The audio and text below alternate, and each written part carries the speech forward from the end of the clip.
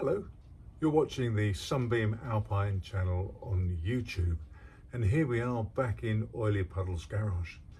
Now what we're going to do today is change the heater matrix on the Alpine. It's the radiator that lives up underneath the dashboard and gives you nice warm air on a cold day. Now not all Alpines had a heater, but you can fit them to any Alpine if you want to. The first thing that you want to do is to get the right one, because you can buy a cheap Chinese heater matrix for about 1/3 of the price of the real deal. But if I were you, I would buy one that is made in England, high quality, and is not going to let you down in a few weeks' time. Now the radiator currently in Alpi has been patched up with a bit of quick steel, and it's absolutely on its last legs after 60 years of service. So we're going to fit a new one today. I hope this helps you if ever you have to do this job. This is the release wire for the bonnet locking mechanism that is hanging underneath the dashboard. We don't want to lose the wire as it runs through the grommets in the bulkhead. So we're going to tape a cable to it so that as we lift the lock mechanism up and out, we keep a cable running through the bulkhead and we pull it back the same way. You really want a safety wire on your Alpine. Now I've attached some electrical wire to the loop on the safety wire so that when we pull it up and through the bulkhead we can get it back again quite easily. Now we're going to go under the bonnet. Now the heater matrix lives underneath here, and these two pipes take the water in and out of the heater and back into the main engine system. You can see here in the gap between I've got an under bonnet light that I use at night time if ever I should break down or anything. The other safety wire is attached here, and it's just nice and easy to pull that one up and out of the way. So the next thing we have to do is to pull out the pin here and disconnect this, and then undo the screws. There's 8 screws in total that hold that cover in position. Then you'll be able to see the old matrix, the repaired one. Okay, I've pulled the pin and the washer out. Quite easy now just to move those two apart like that. And now I can undo the lock nut here and unscrew this.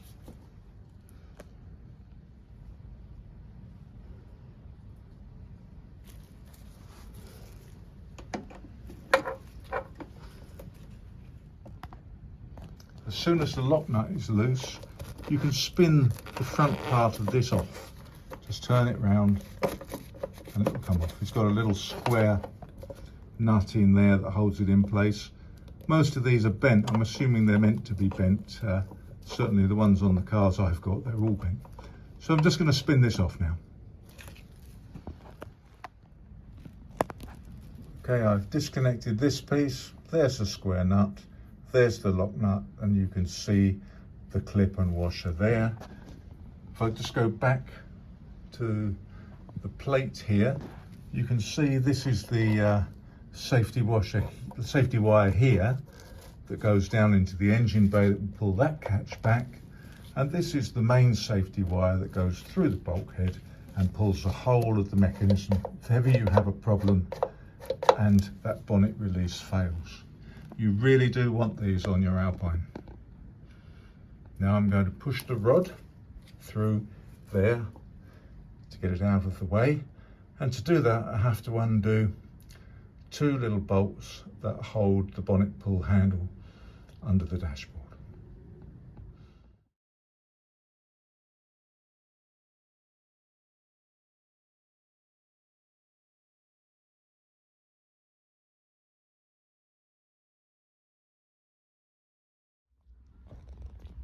Right, I've undone the 2 bolts and the bonnet release now is flopping free here.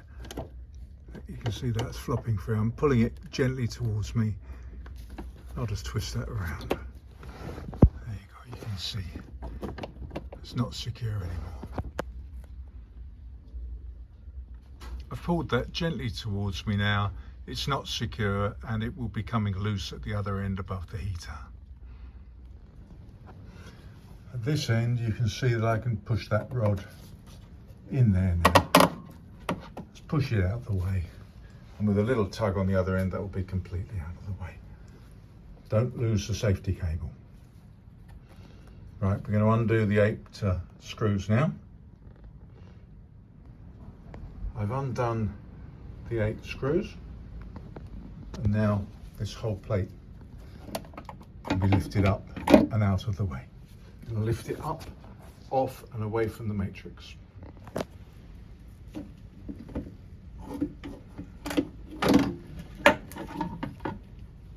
As I pull it, you can see there's the matrix underneath.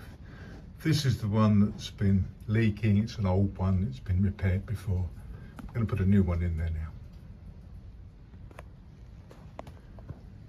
First you're likely to know of having a problem with the heater matrix is when your gearbox transmission tunnel is suddenly very wet.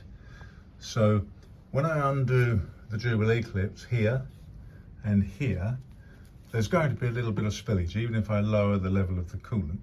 So I'm going to put some rags across the gearbox transmission tunnel just to catch those so I don't get wet carpets. Once I've done that, I'll be able to disconnect the pipes and then pull this matrix up and out.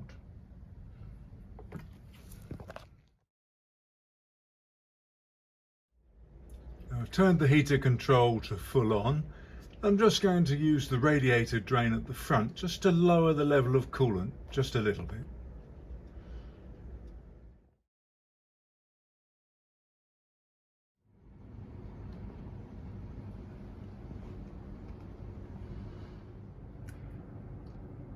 If you undo the Jubilee clips and the pipes don't come straight off easily, then just get a little screwdriver, just edge up the corner here, and then a little squirt of WD-40 or really any of the other sprays of that kind, and you'll find the pipe will come off nice and easily. Nice and easy, come straight off now. As soon as I pull that, that's going to come off. There we go.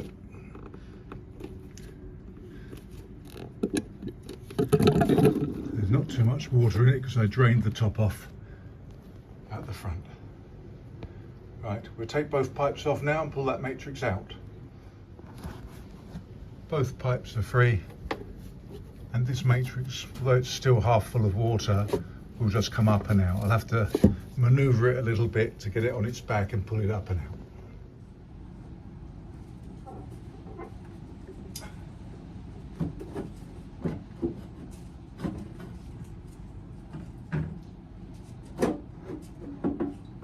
There we go, up and out.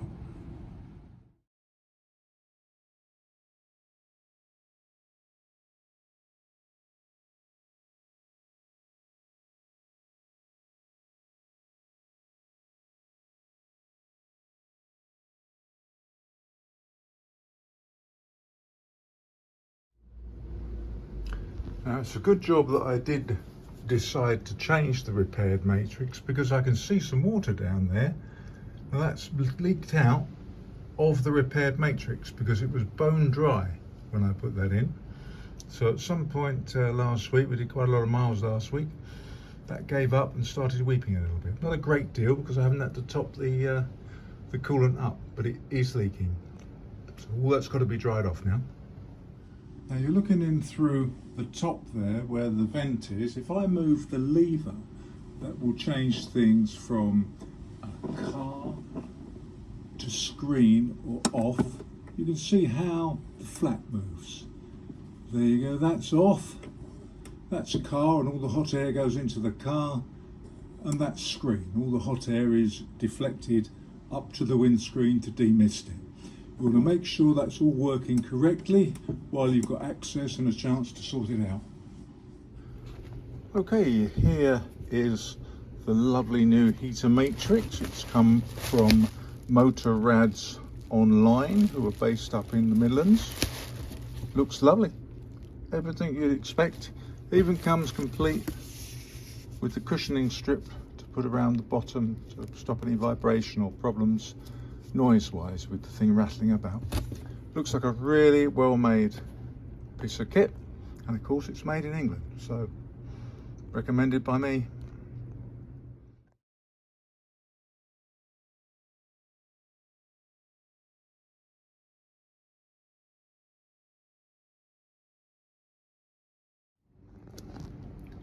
Right, I've put new foam strips here in the hole where the matrix is going to sit, and now I'm going to put this into position.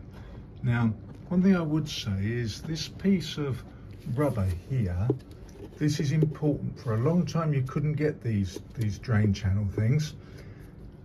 Now you can, but they're useful because they funnel any water that gets in here out of the chassis of the car. If you haven't got one, while you've got this apart, I would recommend that you buy this piece. It's quite expensive, but it's well worth getting. You see here, I've just held up the end of the drain channel foot while I put the matrix in position. Then I'll pull that foot down and you'll see it sitting up snug against the matrix. Here we go, there's the new matrix. Beautiful. Into the hole, down and round. And now it's sitting nice and snugly on those pads. Now I'm going to release that foot of the rubber seal and just feed it around the front of the pipe. That's it. Come on, round you come. That's it. And that will sit up tight against the matrix in there. Now we'll refit the pipes, refill it with water.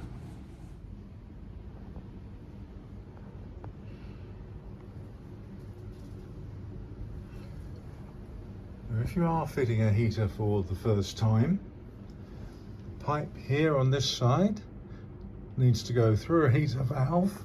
We've got the Alpine Innovations one here, which is excellent, but whatever type of valve you've got it going through, you can use the original Series 5 style if you want. And then over here into the top of the cylinder head. And then the other side of the pipe over here, this one here, we have coming across, going to the top of the water pump that's tucked in under there. What it does, it takes hot water from around the engine, puts it through the matrix so that you're nice and warm and toasty on a cold day.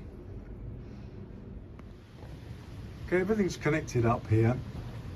There's no water in the matrix at the moment, but when you try and put water into the radiator, it goes to the top and shows full. That's because somewhere in there there's an airlock between the thermostat or up through the pipes. What you basically need to do is to run the engine, get it warm and let it burp, and a big amount of air will come out and the water will be going all the way around. When all the pipes are nice and warm here and here, you'll know that you've got water running everywhere through that matrix. You're probably going to have to top some more up into the radiator as well. So we'll start the car now, make sure we've got no leaks and see where we are. The engine's running here, it's cold, it's on choke. As the water warms up, it'll get to 82 degrees and the thermostat will open and the water will start to flow around the system. Then I'm expecting the water in the radiator to drop down. I'll top it up and we'll get water flowing all around the system through the matrix, and hopefully no leaks and the job will be ready to be closed up and finished. These two pipes are starting to get warm now, but there's no way that it's warm enough for the thermostat to be open yet. It'll only just be starting to show on the gauge, I think. Yeah, it's just starting to show. The top hose here is still stone cold. There's no water flowing through from here yet into that pipe. And I suspect that when the thermostat opens, that level there will drop significantly. We've run the engine now until it's nice and hot. There's no leaks. Those Jubilee clips, they're bone dry underneath here. Bone dry. Wherever you go. This is hot. Doesn't seem to be any airlocks. The pipes are hot. It's hot all the way through the system and sounding nice.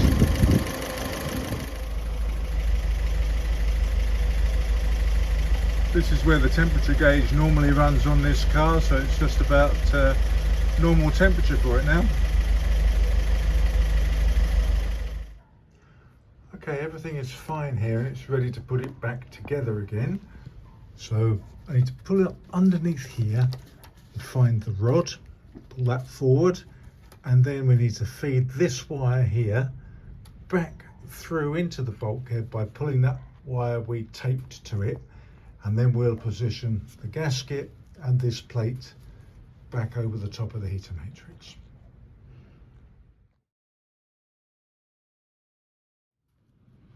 And here you can see I've pulled the rod and play around with that. And that will need to go through this hole here alongside this wire. So as we pull the wire at the other end, we'll be feeding the rod through that hole.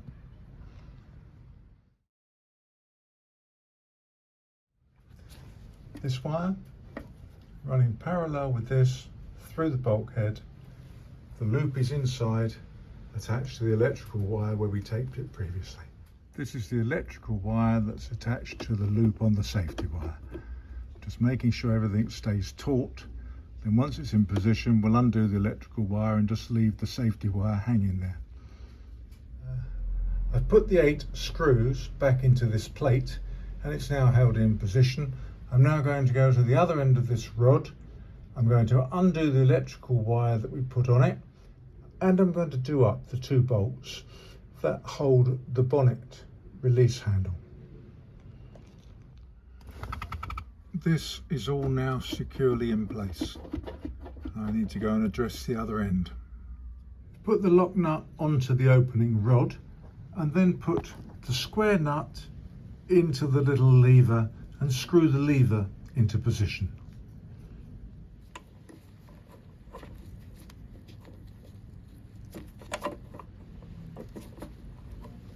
When you think it's in the right position, you can put the lever over the pin here.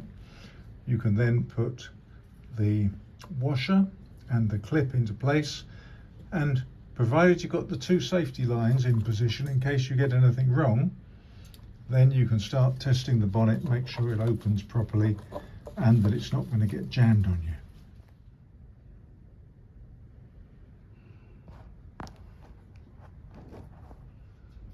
Now if I pull the bonnet release handle, you can see that's all working nicely. And I'm going to pull the wire that's attached to the inside safety line. I hope I can keep that in the video there. Try. You should be able to see that.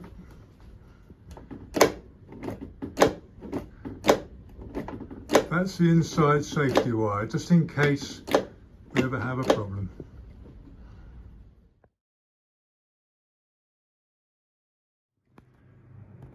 And remember, if ever you're anywhere and your heater does play up and start to leak, all you need to do is to take a pipe from here, where it goes to the water pump, across to here, where it goes into the cylinder head, and you can take that heater matrix completely out of the system. You might be cold, but your engine will run fine. Okay, everything is back together. There's no leaks. The new matrix is working correctly. Last thing to check is that the bonnet release is going to release properly. And it does. There's the bonnet released nicely. We can lift it up and we're back in business. Okay, ready to go. You now know how to put a matrix into a Sunbeam Alpine. Hope you enjoyed the video. Thank you for watching. If you haven't subscribed, why don't you? Bye-bye.